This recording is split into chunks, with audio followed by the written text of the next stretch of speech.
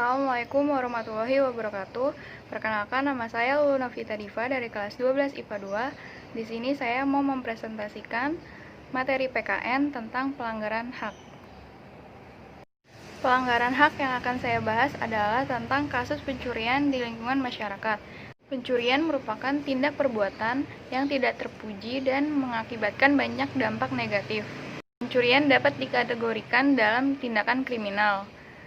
Dapat juga didefinisikan sebagai pengambilan properti atau barang milik orang lain yang tidak sah tanpa seizin pemilik.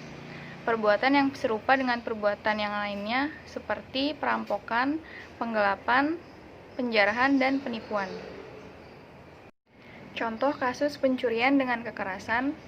SS, pencuri yang menusuk kedua korbannya, mengaku mencuri karena membutuhkan uang untuk biaya berobat orang tuanya.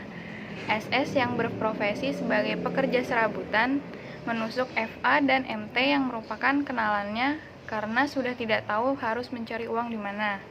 Kapolres Metro Tangerang Kota, Kombes Pol Sugeng Herianto mengatakan, meskipun pelaku dan korban saling kenal, tidak ada motif balas dendam atau sakit hati.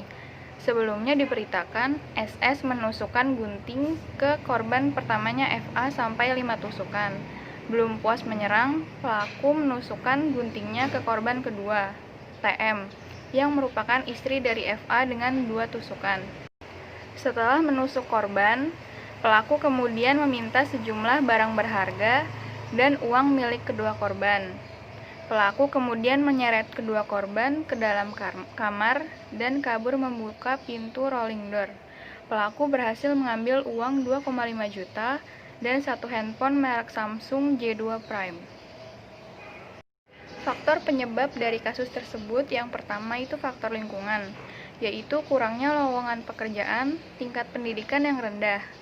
Yang kedua ada faktor individu. Pelaku membutuhkan uang untuk biaya berobat orang tuanya.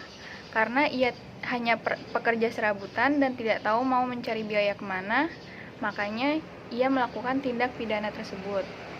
Yang ketiga ada kemajuan teknologi. Informasi adalah hal yang mudah tersebar. Jika seseorang mempunyai jiwa kriminal, maka informasi itu bisa disalahgunakan dan dijadikan tindakan yang melanggar hak. Jenis pelanggaran hak yang dilakukan oleh kasus pencurian tersebut adalah kejahatan kemanusiaan, karena sang pelaku sudah mencuri barang milik korban dan melakukan kekerasan juga terhadap sang korban, yaitu dengan membunuhnya. Ketentuan peraturan atau perundang-undangan yang dilanggar. Di dalam undang-undang kasus pencurian terdapat dalam pasal 365 KUHP yang menyangkut pencurian dengan kekerasan. Jenis pencurian yang diatur dalam pasal 365 KUHP lazim disebut dengan istilah pencurian dengan kekerasan atau populer dengan istilah curas. Ketentuan pasal ini adalah sebagai berikut. Nomor 1, diancam dengan pidana penjara paling lama 9 tahun pencurian yang didahului, disertai, dan diikuti dengan kekerasan atau ancaman kekerasan. Yang kedua, diancam dengan pidana penjara paling lama 12 tahun. A. Pencurian pada waktu malam hari. B. Mengakibatkan korban luka-luka berat. C. Perbuatan dilakukan oleh 2 orang atau lebih yang bersekutu. Yang ketiga, jika perbuatan mengakibatkan kematian, maka diancam dengan pidana penjara paling lama 15 tahun. Yang keempat, diancam dengan pidana mati atau pidana penjara seumur hidup atau selama waktu tertentu paling lama 20 tahun jika perbuatan mengakibatkan luka berat atau kematian dan dilakukan oleh 2 orang atau lebih dengan bersekutu. Selanjutnya ada sanksi untuk kasus tersebut, yaitu diancam dengan pidana mati atau pidana penjara seumur hidup atau selama waktu tertentu paling lama 20 tahun karena dia melakukan pembunuhan yang dilakukan oleh 2 orang atau lebih.